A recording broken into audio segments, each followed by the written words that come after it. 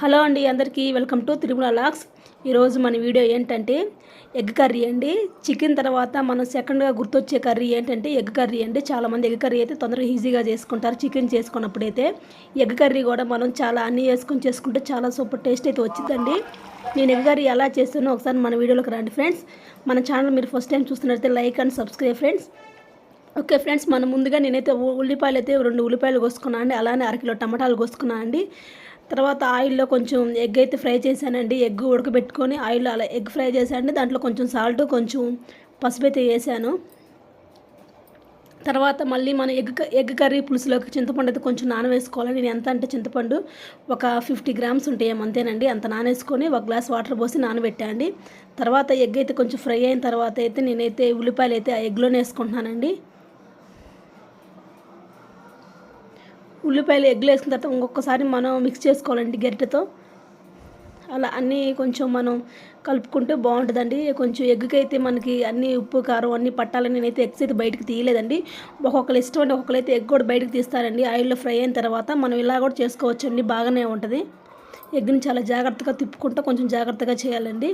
ఆ తర్వాత ఉప్పు, పసుపు, కారం, ఎగ్స్ అయితే అడుగు నుండిపోయాయి. పైన అయితే టమాటాలు అయితే వచ్చాయి. మళ్ళీ అన్నీ వేసుకున్న తర్వాత కూడా ఒక్కసారి మనం మళ్ళీ గరిటెతో ఒకసారి మళ్ళీ మనం అంతా కలిసేటట్టు కలుపుకోవాలండి.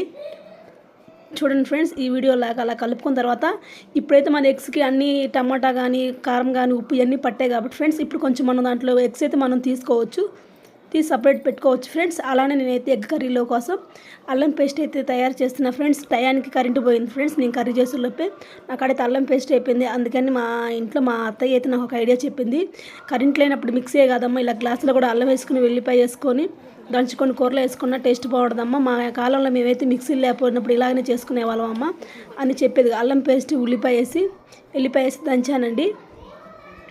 అల్లం ఎల్లిపాయ వేసి దంచింది, దాంట్లో పేస్ట్ అయితే వేసాను. ఆ తర్వాత కొంచెం కూర మగ్గిన తర్వాత చింతపండు పులుసు అయితే ఒక్కసారి కొంచెం బాగా గట్టిగా పిసికి బాగా గ్రేవీ గుజ్జు వచ్చిన దాకా పిసికి ఆ గుజ్జు అయితే దాంట్లో నేనైతే పోసా ఫ్రెండ్స్. సారీ ఫ్రెండ్స్, మీకు ఇవన్నీ కొంచెం డిస్టర్బెన్స్గా ఇవన్నీ కనబడుతున్నాయి, షింక్ కానీ వాటర్ కానీ. నేనైతే చింతపండు వాటర్లో కొంచెం వాటర్ కావాలని వాటర్కి వెళ్ళాను. ఒక పక్క ఫోన్ చేత్తో పట్టుకున్నాను, ఒక పక్క అయితే వాటర్ తీస్తున్నాను. అందుకే ఇదంతా పడ్డదని నాకు తెలియకుండానే ఇదంతా పడ్డది.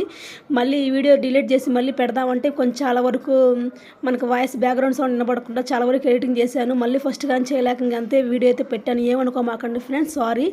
కొంచెం వీడియో మీకు డిస్టర్బెన్స్గా కొంచెం లాస్ట్లో వచ్చినందుకు. అలానే తర్వాత ఎగ్స్ నేను మళ్ళీ సపరేట్గా తీసుకున్నాక ఫ్రెండ్స్ టమాటాలన్నీ వేసిన తర్వాత పులుసు పోసిన తర్వాత కూడా మళ్ళీ ఇంకొకసారి వాటికి పులుసు పట్టడం కోసం మళ్ళీ అయితే నేనైతే ఎగ్స్ కూడా దాంట్లో వేసాను కర్రీలో. అయితే పులుసు పోసిన తర్వాత కొంచెం కొత్తిమీరతో మనం గార్నిష్ చేసుకుంటే చాలా బాగుంటుంది. ఇంతేనండి, ఈ కర్రీ అయితే నేను చేయలేదు, మా అమ్మమ్మ చేయించాను. ఈ కూర అయితే చాలా టేస్ట్ బాగుంటుంది, మీరు కూడా ట్రై చేయండి ఫ్రెండ్స్. అలానే వెళ్తా లైక్ సబ్స్క్రైబ్ చేయడం మాత్రం మర్చిపోకండి friends. Thanks for watching. Bye bye friends.